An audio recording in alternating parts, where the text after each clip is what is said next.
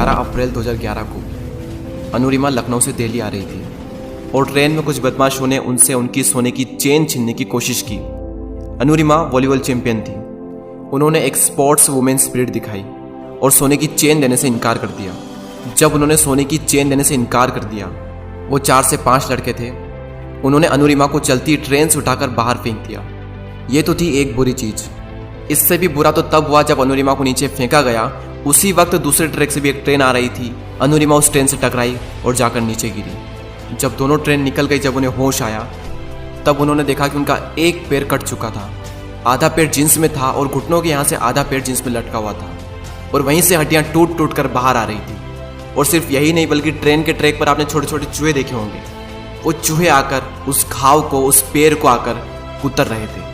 अनुरिमा ये सारा दृश्य अपनी आंखों से साफ साफ देख रही थी, लेकिन कर कुछ नहीं पा रही थी क्योंकि उनकी बॉडी में जरा भी मूवमेंट नहीं हो रहा था।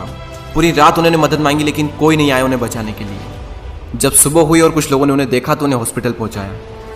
हॉस्पिटल के बेड पर सब लोगों ने, यहाँ तक कि एम्स के डॉक्टरों ने तक ये कह दिया था कि एक प्रोस्थेटिक लेग से चलना सीखने में लोगों को 3 से 4 साल लग जाते हैं।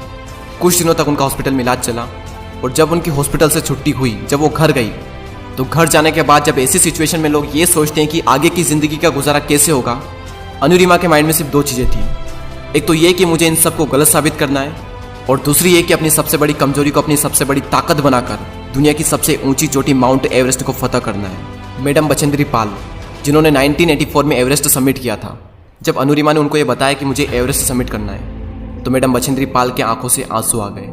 उन्होंने कहा कि अनुरिमा, तू इस हालत में भी ये सोचने की हिम्मत रखती है। तूने अपने अंदर तो एवरेस्ट को फतह कर लिया है, बस अब तो दुनिया को बाहरी रूप से दिखाना बाकी रह गया है। और जब शुरुआत हुई तो आप मानेंगे नहीं, जहां लोगों को 2 मिनट लगते थे रोड हेड से बेस कैंप जाने के लिए, वहीं अनुरिमा को 3 घंटे लगते थे। और आपको यकीन नहीं होगा ये जानकर कि ठीक 8 महीने बाद बेस कैंप से सभी साथ में निकलते और टॉप पर अनुरिमा सबसे पहले पहुंचती। बाकी सबके पेट सही सलामत थे, लेकिन अनुरिमा के नहीं थे। फिर भी अनुरिमा सबसे पहले पहुंचती थी। 11 अप्रैल 2011 को उन्हें चलती ट्रेन से बाहर फेंका गया था। एम्स के डॉक्टरों का कहना था कि एक प्रोस्थेटिक लेग से चलना सीखने में लोगों को 3 से 4 साल लग जाते हैं। 21 मई 2013 को वो दुनिया की सबसे ऊंची चोटी पर थी। कैसे? लोगों को लगता था कि अनुरिमा ने अपने इस गोल को अपने पैरों से क्लाइम किया, लेकिन अनुरिमा का यह कहना है कि उन्होंने अपने इस गोल को अपने पैरों से क्लाइम किया ही नहीं। उन्होंने अपने इस गोल को, अपने इस मिशन को अपने पूरे दिल और दिमाग से क्लाइम किया। और जब अनुरिमा रात को क्लाइम कर रही थी, क्योंकि रात को वेदर बहुत ही नॉर्मल होता है, इसलिए रात को क्लाइंबिंग करना थोड़ा आसान होता है, तो जब वो रात को क्लाइंब कर रही थी तब उनकी आंखें फटी की फटी रह गई। अंधेरे में जहां पर भी उनकी हेडलाइट पड़ रही थी, वहां पर सिर्फ लाशें ही लाशें बिछी थी। उनके अंदर से एक डर निकल रहा था कि जिस काम को करने के लिए वो निकली है, उसी काम को करने के लिए ये लोग निकले थे और ये लोग यहाँ पर मरे हुए हैं। और इन लोगों का तो शरीर भी सही सलामत था, उसके बावजूद भी ये यहाँ पर आकर मर गए। उनके अंदर से डर निकल रहा था और इस डर का सामना कर, थोड़ी हिम्मत दिखाकर उन्होंने अपना एक कदम आगे बढ़ाया और उसी कदम के आगे अपना एक कदम और रख दिया और धीरे धीरे ही सही, लेकिन वो आगे बढ़ी। हिलेरी स्टेशन, एवरेस्ट से थोड़ा नीचे। जब अनुरिमा वहां पहुंची तो उनका ऑक्सीजन का लेवल कम होने लगा। उनके शेरपा ने उन्हें कहा कि अनुरिमा वापस चलो, तुम्हारा ऑक्सीजन खत्म हो रहा है, अगर जिंदा बचे तो फिर से वापस आ सकते हैं। लेकिन अनुरिमा को पता था कि ये मौका उन्हें बहुत ही मुश्किल से मिला है और शायद इसके आगे उन्हें कोई मौका मिले ही ना, और वो इस गोल्डन चांस को कभी भी खोना नहीं चाहती थी। उन्होंने शेरपा की बात नहीं मानी और आगे बढ़ी।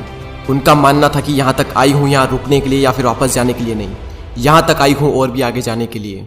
और ठीक 1.5 घंटे बाद वो दुनिया की सबसे ऊंची चोटी पर थी और इतिहास रच दिया उस लड़की ने, जिसे एम्स के डॉक्टरों ने कहा था कि 3 से 4 साल लगते हैं एक प्रोस्थेटिक लेग से चलना सीखने में। और चलना फिरना छोड़ो, 2 साल में उसने एवरेस्ट को फतह भी किया और बता दिया पूरी दुनिया को कि इंसान विकलांग दिमाग से होता है, शरीर से नहीं। और अगर एक बार आपने किसी काम को करने की ठान ली और उस काम को करने के लिए आप अपनी जान लगाने को तैयार हो, तो दुनिया की कोई भी ताकत आपको हरा नहीं सकती।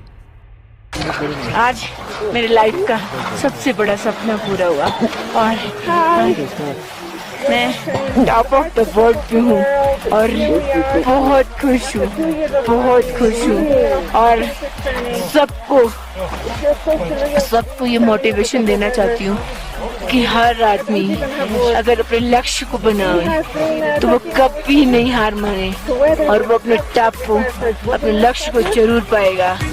को तोड़ कर पंख खोल कर भर ले एक उड़ान।